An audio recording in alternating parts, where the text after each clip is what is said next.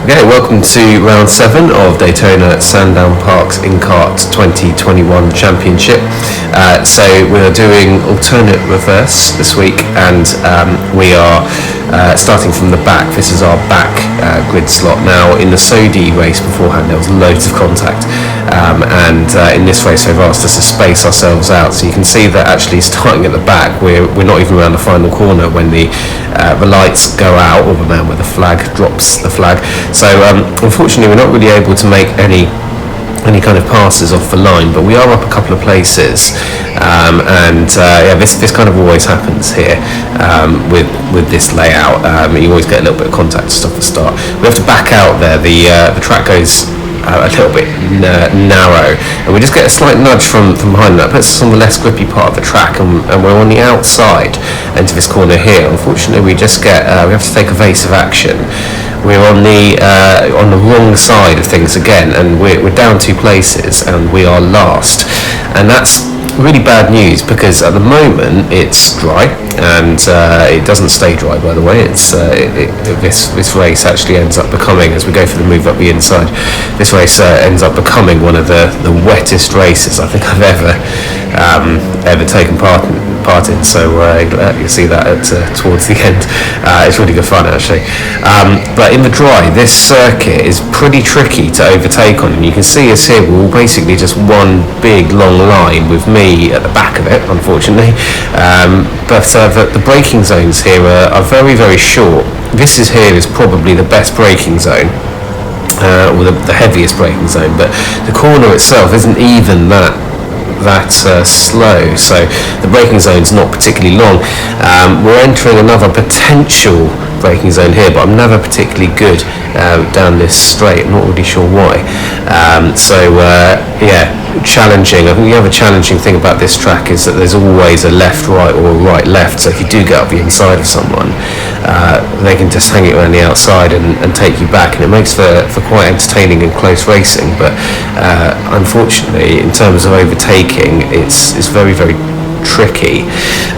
So all we can do really is just try and keep the pressure on. You can see that the 2 guys ahead of us are pretty close, and actually there's a slight bit of contact. I don't think, unfortunately for the other guy, he had I think he spun there.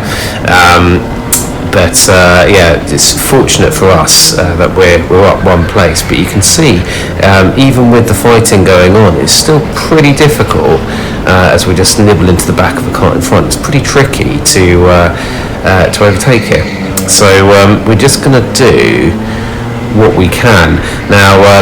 This is one of the, like I say, alternate reverse circuits, and this is not one I'm particularly familiar with, but I have done it a few times now, and I know that on the straights I'm sort of losing out, so I need to perhaps get on the gas a little bit sooner, but ultimately I have to. If you look ahead, I have to try and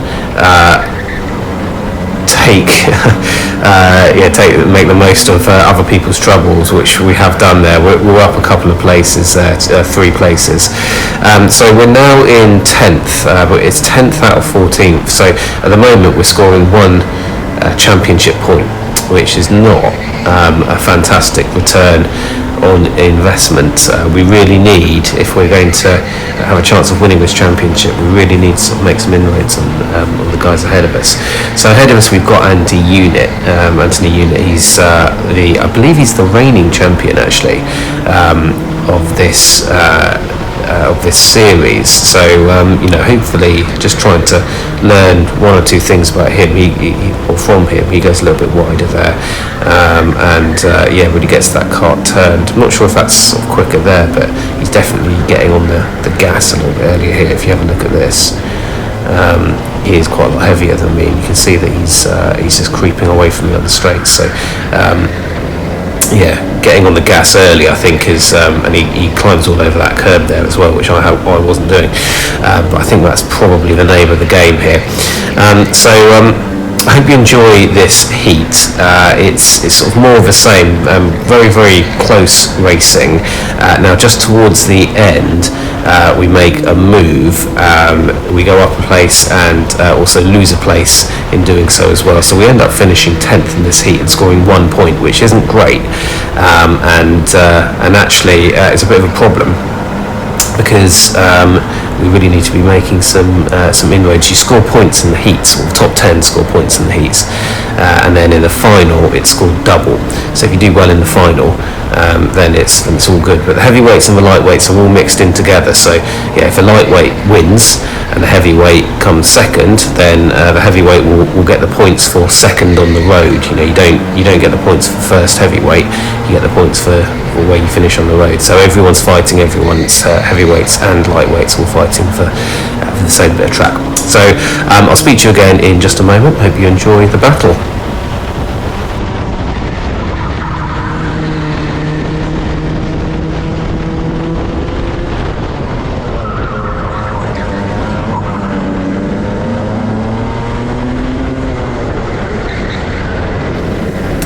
Okay guys, so just been following the two in front, Justin Hammond and Anthony Unit. We've dropped back a little bit, but we're just going to see what we can do about these chaps now as they start to battle a little bit. Justin just moves over there. It's a bit unfortunate for us, and just knocks us back by a kart length or so, but Anthony gets through there, and that's an important move for him. And now we've got to try and do our best to do the same, try and get some kind of move going on, because like I said, at the moment we're not scoring very many points in this heat, and with the championship on the line, every single point matters. So just trying to do everything we can, every single corner, exit, really important.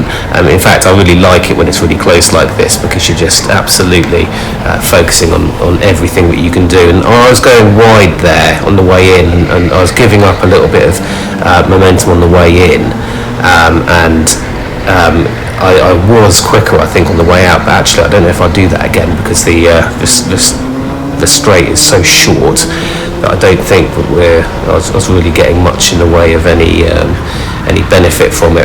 But you can see that it's a difficult track to sort of pull away from, even though we've got a couple of drivers right in front of the two or three that we're fighting with, also fighting. The minute you start fighting with someone, then you're going to lose loads and loads of time. So here we are, all of a sudden it's like a five-way fight as we just nibble into the back of Justin there. Frustrating, a slight miscalculation has just cost us something. I've no idea what I'm pointing at there. I've looked back at this footage. I think I thought that it was like a yellow flag or something, and those guys weren't slowing down, but I can't see any yellow flags. I've no idea why I did that. Anyway, I'm sure I had an excellent reason. But yeah, again, just trying to see, is Anthony Unit, I believe, sorry, I can't remember who that is actually, up front. I think it might be David Amato. As Anthony Unit tries left, right, he's now got the same problem that, of course, we always have at this circuit. If you get up the inside in one place, then you're going to be on the outside of the next place, and even the reigning champion is struggling to make a move happen as we give up a little bit of space on the exit again as before. We do get a better run, but unfortunately it's just not quite enough, and again the braking zone just isn't enough for us to do anything. So yeah, really tricky one this, as we get head down, big long straight here, maxing out about 52-53 miles an hour, into the very hard work left hand veil. It drops away, and I have to say this is the most physical of the three circuits that we do, or certainly the one that I find the most physical, and I think it's probably because of that very fast left-hander which drops away towards the left, and you can see all this fighting. There's a guy up ahead. The guy up ahead is kind of significantly, as we've been fighting and ruining each other's lines as we're doing here, so I always sort of try and go around the outside of Justin.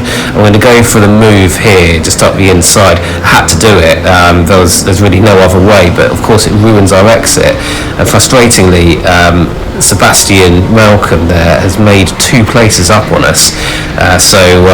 Excellent work for him there. But we go up a place and we lose a place in the process. So realistically, a pointless exercise for us, and we remain in 10th place and on course just to score a sole point from this heat. So very, very tricky to overtake. A few things to think about. I'm trying to stay off the curbs. Actually, I've got a theory that it's actually slower.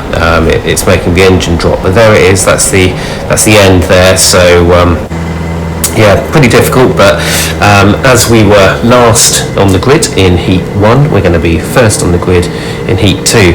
And if you look at the sky there, whilst it's not happening quite yet, or we're getting a few small spots of rain, it is starting just to drizzle. So I'm going into the first turn here as the flag drops. Not entirely sure how much grip we're going to have, but as you can see from my hands, we're not having as much grip as possible. And actually it's a bit unfortunate, because when you're first on the road, as you can see the drops now starting to come down on the camera, and we approach the rather terrifying in the dry but absolutely ridiculously terrifying in the wet Vale like I was saying, when you're the first person on track, you're the first person to experience the conditions as well. So if it is going to be really slippery, you will be the first to know, and everyone behind you can react.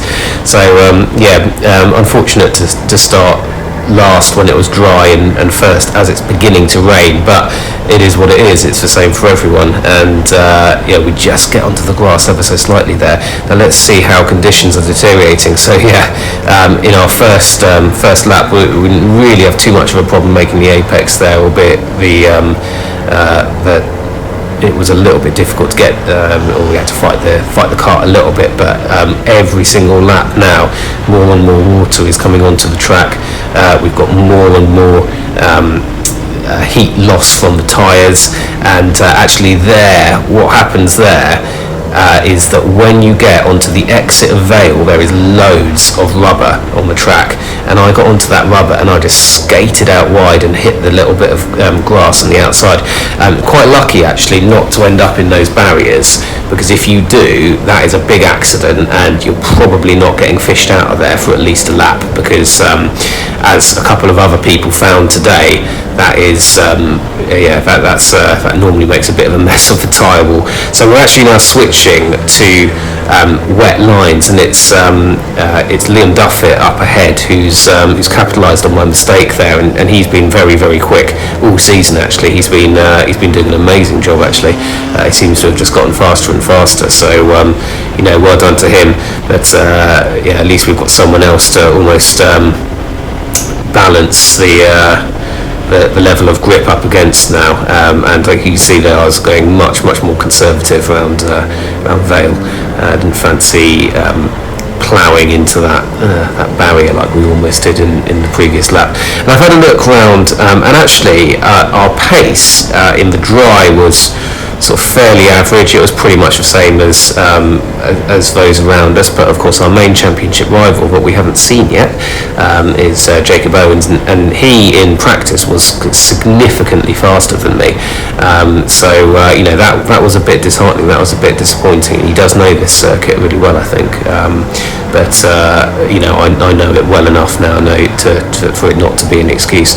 However, in the wet, I felt much more comfortable, and the pace is much better. So when I looked around, I couldn't really see that many people. I don't know if there was any kind of sort of bumping and barging behind or anything like that. But certainly, as the rain came down, my pace relative to everyone else seemed to improve. So again, not really sure why that is, but. If you've got any suggestions, I know I say this every single time, but if anyone has any suggestions, then always please do let me know. We've got our first set of yellows here, and even under yellows, you can see how slow we're going. It's almost walking pace, but with the amount of water coming down now, it's you can literally, I think, just sort of almost shove shove a cart with your foot and get some kind of slide on, even if it was stationary. So really not a lot of grip as I clear my visor.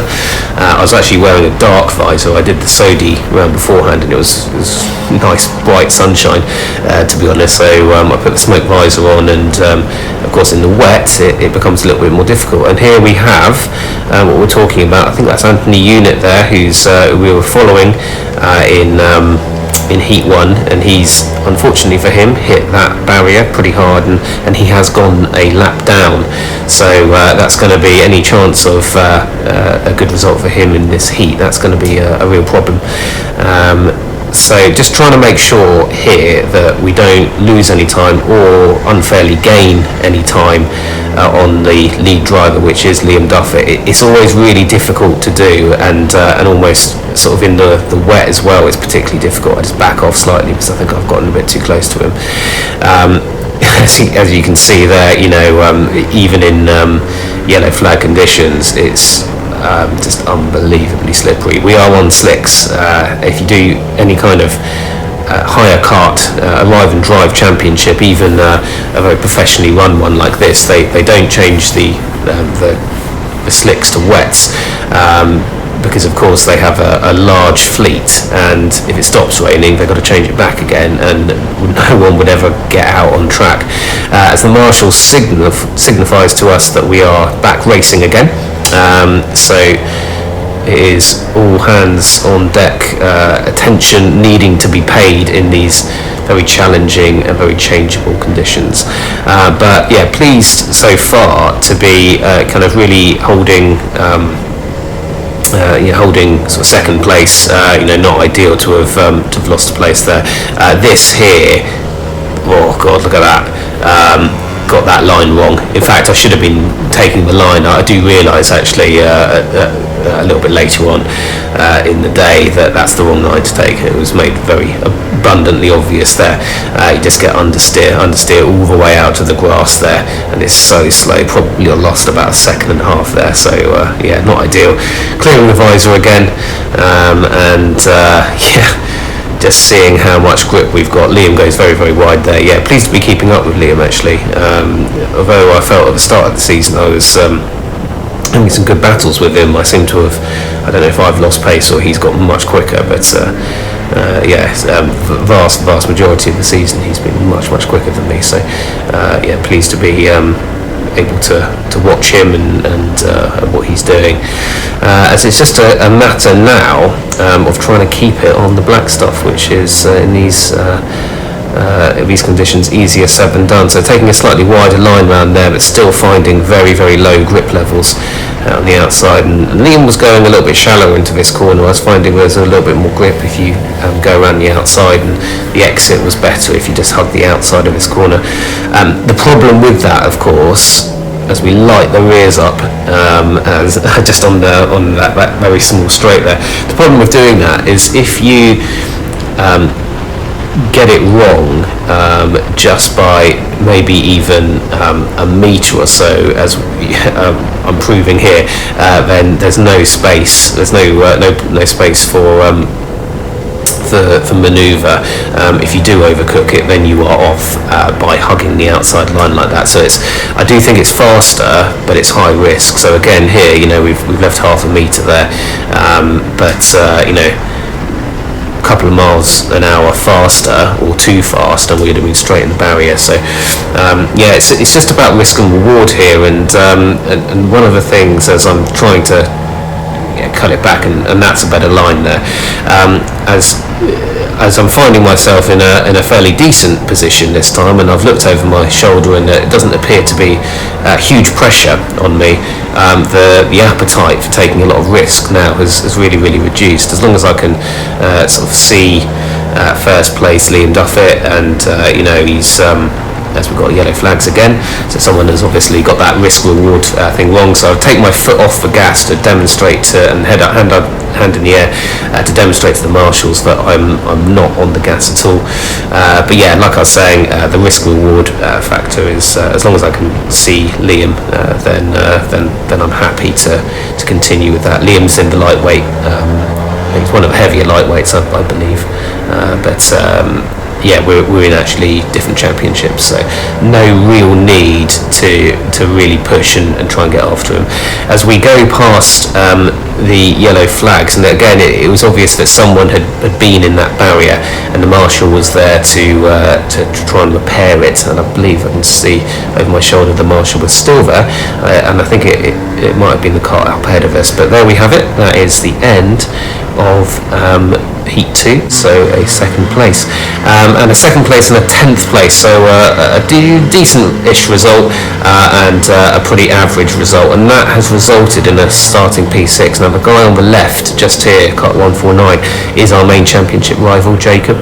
So the rest of these guys all around us are lightweight drivers, so Jacob is the man that I need to try and keep in my mirrors, and you can see that it's gotten significantly worse in terms of the weather. I mean, it's very, very obviously wet conditions now. I mean, it's probably the most obvious thing that I've ever said, and get slightly better traction there.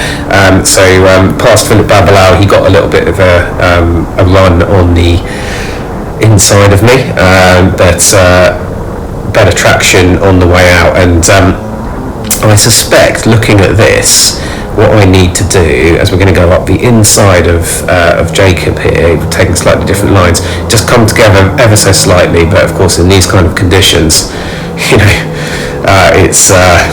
it's pretty much a lottery as to where you end up on the track sometimes. Philip Babalau goes up the inside of us again, but we get the better exit. I think that we need to spend almost in the dry, I need to race a little bit more like I'm racing in the wet, because I am getting, as Liam Duffett gets into the barrier on the grass there and loses the lead, we lose out to Philip there, so we're going to go around the outside. It's my preferred option, albeit it is the higher risk option.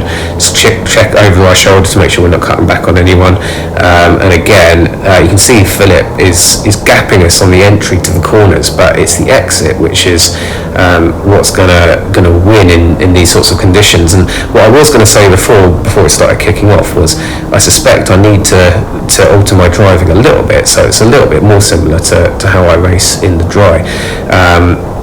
So the wet, and so I'm racing in the dry like I do on the wet. So we went up the inside of Jacob there, but he got us back on the exit, and Jacob makes a move on Liam Duffett, and we try to follow him through. It hasn't quite worked out for us, and Philip Babalau has gone through, and we've actually gone down several places, about 3 places, which is obviously frustrating, but it is a longer 15-minute final, and we sort of make the time back up in that corner there, and anything can happen. So I have to say I'm actually really enjoying this race. It's really, really challenging, but it is really, really good fun, and as I'm taking a big risk there by carrying that far out wide, that was literally millimeters away from the barrier. Anything can happen in these sorts of conditions, and the biggest thing I think for me was that I felt like I was much quicker, and I was battling at the front of the field, which is obviously where I want to be battling, and I'm less interested in fighting for 10th place. But sometimes you got to do that. As we go back up one position there, lose it again, we're side by side. I'm going to hug the inside here because we all know how slippery the outside is there, and I want to go up the inside of Jacob again. So 2 positions gained this lap. The exit here is really, really slippery, as Philip Babalau finds out, going on the grass there, and up the inside again.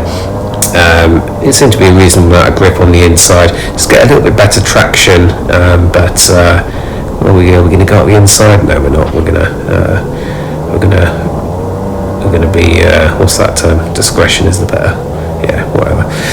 Anyway, prioritising the exit again, and you can see there, you just see how wet it's beginning to get, and actually towards the end, I mean, this is nothing at the moment. Towards the end of this race, it's literally like a bow wave at the front. It's really funny, absolutely drenched, but in a funny kind of way, I felt. And just have a look here again at Philip. He gets onto the normally the grippy part of the track where the rubber's laid down, but that's not really where you want to be on the wet. You don't want to be anywhere where there's grip, where there's rubber. Rubber and water don't mix well. So we're now up into P3 overall, and most importantly, Jacob Owens, who is the heavyweight rival, is behind us, and that's what I have to ensure is going to continue happening for the rest of this race. So I've been having a sort of look around, and actually, like I said a little while ago, I'm feeling much more comfortable in these conditions. I appear, for whatever reason, to be much more comfortable with the wet conditions. So just having a look around, but yeah, there is Philip Bablar keeping me very honest. I'm looking around, and I can see that we're gapping the rest of the field. So I'm actually kind of for the first time today, no, not the first time today, but actually I've got a smile on my face underneath this visor, but unfortunately that smile is about to disappear as we get it ever so slightly wrong. And you can see that it feels like such a pathetic feeling when you do that. I have to say, we're really lucky to only lose one place there, and that's a lightweight driver who's taken us. That's not one of our main rivals. We're really lucky to have only lost one place. So we obviously did have a good few corners to have pulled out the gap. I believe Jacob is right behind me now, as I sort of looked back when I was rejoining the race. I think it was him who was coming. So I think we're going to get a calm down board there. Yeah, it's a calm down board. There's nothing, I have to be honest, there's nothing more annoying when you've just overstepped the mark in very difficult conditions like these than getting a calm down board. It's just, what are you going to do? It is a race, and but never mind. The masters are just doing their jobs. So we're going to have another go at this now as I do something about the lack of vision, and I'm going to hug the inside line because there's less rubber down here, and you can see, just being really super cautious, I got away with it, really luckily actually, to not have a sort of race ending incident there. I think almost the momentum kind of bounced me back out of the tyres, and not being able to slow down at all meant for a little bit more bounce when I hit the tyre barrier. So that was fortunate. Sort of fate smiling down on us there. Just going kind of really extreme off track now, and trying to do our absolute best to stay off any kind of racing line. But this here now, it gets really wet, and if you just look down at the right hand wheel, you can see that as we're moving along, we're actually creating some wake like a boat, and I don't know why I'm finding it really funny, but I'm just giggling in my helmet at this point because normally it's a little bit miserable racing in these kind of conditions, but actually it's still pretty warm. This is mid-September, and I think it was about sort of 20 degrees, something like that. So if it had been December, January, then I would have been really grumpy by having to race in this, but actually it's not too bad. And what I would say is that as the track is being cleaned by the rain and the rubber is beginning to wash away, I'm actually feeling more grip now than I did at the start, certainly of this race, and almost, although the lap times wouldn't say it, almost in heat 2. You see there, looking at the left wheel and the right wheel there's a standing water on the track, and at this point, look at that. At this point, it's almost a lottery as to whether you're going to keep it in a straight line on the straights. So if we just have a look here, going around this corner, I am still using the sort of classic wet lines. The track doesn't become kind of green, we call it, when the rubber's washed away. Coming down this straight, you can see that I was fighting for traction And I would say that, a couple of corners ago, I went into that corner at a very similar speed and ended up in the barrier. And now, possibly because there's so much standing water that we're not able to move as fast, the laws of friction, physics, are stopping us from just moving forward. So maybe that's why we're able to control the car a little bit better. It's just quite extraordinary. I don't think I've ever raced as Liam Duffett. I believe he had some contact there. Sadly for him, loses just on the final line. I believe he was going to either be second or maybe even win. I'm not sure. I was just a little bit too far behind. But that's it. They actually called it early.